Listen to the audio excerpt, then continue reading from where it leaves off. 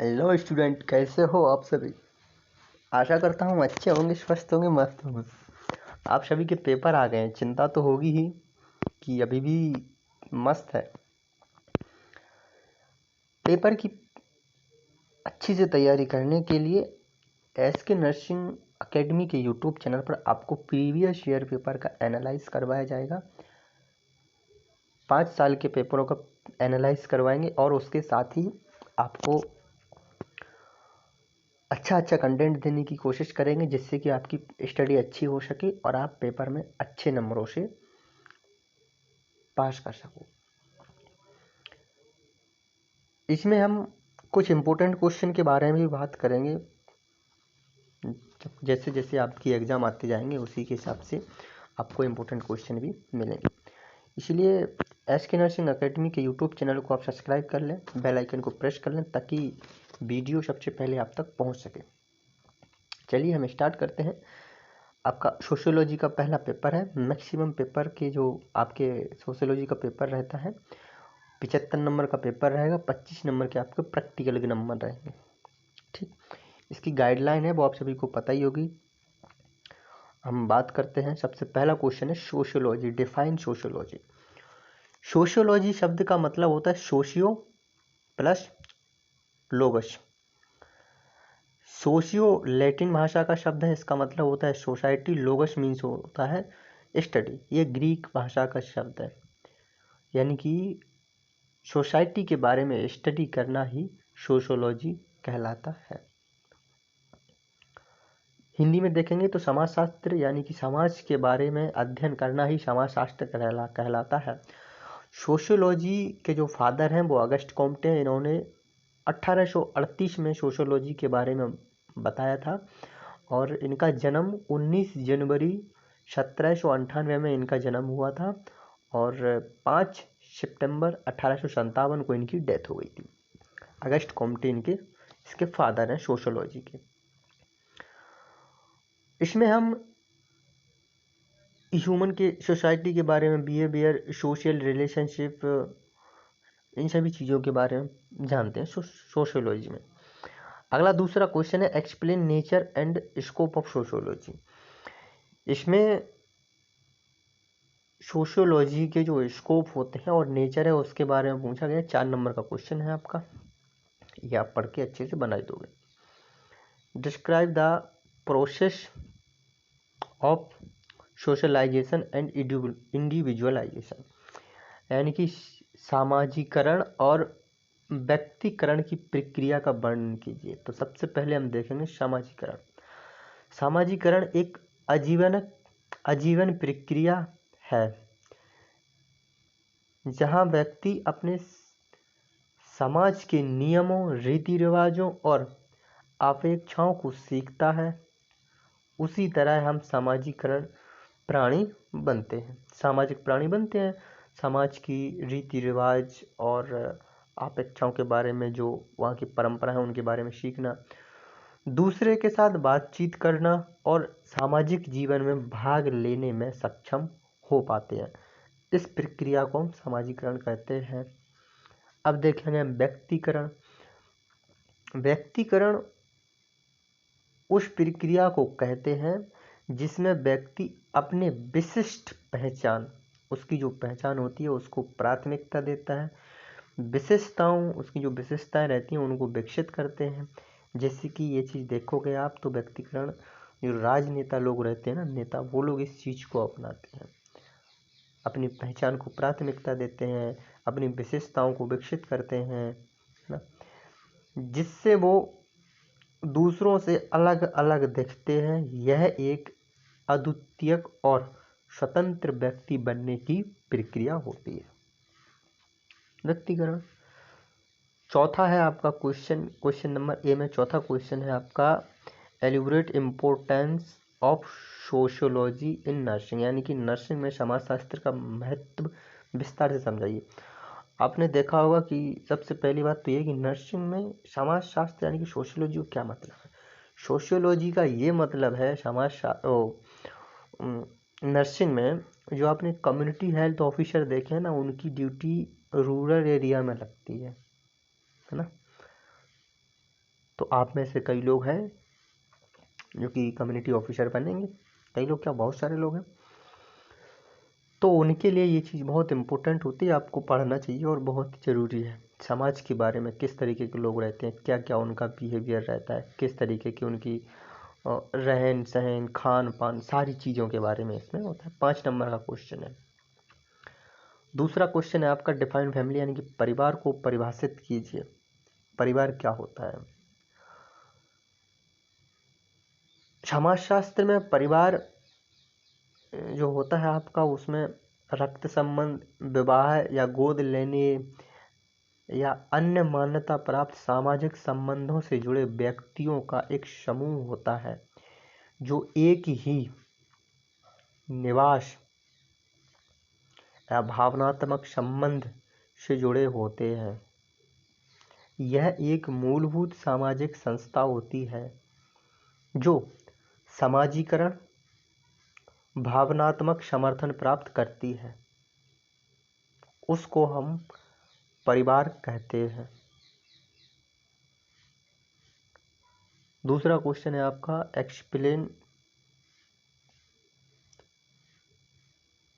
Types of family, elaborate types of family. परिवारों के प्रकार आपने देखा होगा कि परिवार, ऐसे हम एग्जांपल लेते हैं, परिवार 2 टाइप के होते हैं, एक न्यूक्लियर फैमिली, एक जॉइंट फैमिली। न्यूक्लियर फैमिली आप देखोगे, nuclear family single parent family, extend parent family और चिल्ड्रनलेस फैमिली, फिर आपकी आएगी जॉइंट फैमिली। न्यूक्लियर फैमिली छोटा परिवार होता है, जॉइंट फैमिली में बड़ा परिवार होता है, संयुक्त परिवार। चिल्ड्रनलेस परिवार का मतलब होता है जो माँ बाप रहते हैं ना, उनके बच्चे नहीं रहते हैं। और सिंगल पेरेंट फैमिली, इसमें अकेला बच्चा रहता है। तीसरा क्वेश्चन है आपका डिफाइन कल्चर। कल्चर क्या है? संस्कृति। समाज में संस्कृति उन शाखाओं या विशेषताओं, मूल्यों, प्रथाओं या भौतिक वस्तुओं से को संदर्भित करती है जो लोगों के एक समूह के लिए जीवन जीने का एक तरीका बनाती है। जैसे कि आपने देखा होगा, हमारी समाज में प्रथाएं चलती हैं, हर समाज के अलग अलग नियम रहते हैं, हर समाज के अलग अलग रीति रिवाज रहते हैं। लेकिन यहाँ बात हो रही है कल्चर की, तो कल्चर पूरे मध्य प्रदेश का, पूरे भारत का, पूरे उत्तर प्रदेश का, सभी का अलग अलग रहता है।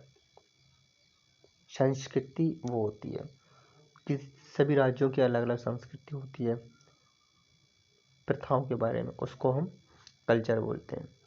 दूसरा है explain diversity and uniformity of culture. संस्कृति की विविधता और एक रूपता को समझाएं।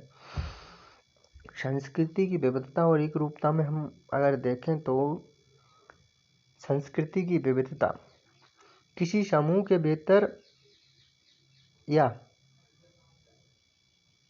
दुनिया भर में सांस्कृतिक प्रथाओं, विश्वासों और परंपराओं की विविधता को दर्शाती है, उसको हम सांस्कृतिक विविधता कहते हैं। वही हम देखेंगे कि एक रूपता। एक रूपता का मतलब होता है किसी एक समूह के भीतर या विभिन्न समूह में सांस्कृतिक तत्वों को समानता या एक रूपता को दर्शाती है, बहुत सारे समूह के, इसको हम एक रूपता कहते हैं। अगला क्वेश्चन है आपका पार सांस्कृतिक समाज का वर्णन। उसके बाद आप देखोगे कि अगला क्वेश्चन है आपका डिफाइन सोशल ऑर्गेनाइजेशन, सामाजिक संगठनों की परिभाषा। ये आपका 2 नंबर का क्वेश्चन है, सामाजिक संगठनों की परिभाषा। आपने देखा होगा कि हर समाज में एक अलग अलग संगठन होते हैं समाज के सुधार के लिए, समाज के सुधार और समाज में एकता के लिए, समाज के बढ़ावे के लिए, इन सभी के लिए सामाजिक संगठन अलग अलग चलते हैं, उसके बारे में है तो आप देखना इसको। भारत में विभिन्न सामाजिक समस्याओं का वर्णन, 6 नंबर का क्वेश्चन है। भारत में जैसे कि हमारी जो सामाजिक समस्याएं होती हैं उनके बारे में इसमें पूछा गया है कि सामाजिक समस्या एक सामाजिक जीवन में क्या क्या समस्याएं आ सकती हैं, उन सभी चीज़ों के बारे में एक बार अच्छे से पढ़िएगा, सब क्लियर हो जाएगा। भारत में सामाजिक कल्याण कार्यक्रम की व्याख्या करें। जो समाज कल्याण के लिए जो कार्यक्रम चलाए जा रहे हैं भारत सरकार द्वारा, इन सभी कल्याण कार्यक्रमों के बारे में उन्होंने पूछा है, उसके बारे में एक्सप्लेन करना है। क्वेश्चन नंबर 5 में है आपका 4 नंबर के 5 क्वेश्चन बन रहे हैं आपके। Right short notes any 5। ठीक है, सबसे पहला क्वेश्चन है आपका भारतीय जाति व्यवस्था, उत्पत्ति और विशेषता, यानी कि भारत में जातियों की व्यवस्था, कास्ट सिस्टम के बारे में बताना है। जाति की उत्पत्ति कहाँ से हुई, जातियों की विशेषता क्या है ना। जातियाँ कितनी प्रकार की होती हैं आप एक बार पढ़ोगे, अच्छे से पढ़ना, सिंपल सी लैंग्वेज में। एक चीज़ और है इसमें कि आप क्वेश्चन को हिंदी और इंग्लिश दोनों लैंग्वेज में दे सकते हो। कोई आपके ऊपर प्रेशर नहीं कि आप इंग्लिश में ही दो, नहीं, आपको हिंदी में आ रहा है आप हिंदी में भी दे सकते हो, अच्छे से दीजिए। अगला क्वेश्चन है आपका सामाजिक नियंत्रण की प्रक्रिया, यानी कि जो समाज में नियंत्रण, उसके लिए जो सामाजिक संगठन बनाए जाते हैं वो इन्हीं की सामाजिक जानकारी देना और जागरूक करना ताकि सामाजिक नियंत्रण हो सके प्रक्रिया, ये सारी प्रक्रिया सामाजिक नियंत्रण की प्रक्रिया चलाई जाती है। प्रमुख शहरी समस्या, यानी कि शहरों में क्या क्या समस्याएं हैं, मेजर अर्बन प्रॉब्लम, शहरों में क्या क्या समस्या है इसके बारे में बताना है। अगला क्वेश्चन है पंचायत प्रणाली। पंचायत प्रणाली के बारे में आप एक बार पढ़ोगे अच्छे से आपको क्लियर हो जाएगा। सभी क्वेश्चन 2000 सोशियोलॉजी के पेपर में 2025 में पूछे गए थे। आप इन क्वेश्चनों को एक बार अच्छे से रिवाइज कर लीजिएगा। ये क्वेश्चन में से हर पेपर में से आपका 10% 15% आपका आता है रिपीट होके, आप पढ़ोगे तो आ जाएगा। आशा करता हूँ मेरे द्वारा दी गई जानकारी आपको अच्छी लगी होगी। अच्छी लगी है तो वीडियो को लाइक करें और कमेंट करके बताएं हमारे द्वारा दी गई जानकारी कैसी लगा। अगर अच्छी लगी, आपके कमेंट से हमारी टीम को और हमको मोटिवेशन मिलेगा, जिससे कि हम और अच्छे तरीके से आपको कंटेंट प्रोवाइड करवा सकें। अगर वीडियो में कुछ गलतियां हो तो अभी इग्नोर करें, this is a first video. आगे से और अच्छा कंटेंट डालने की कोशिश करेंगे।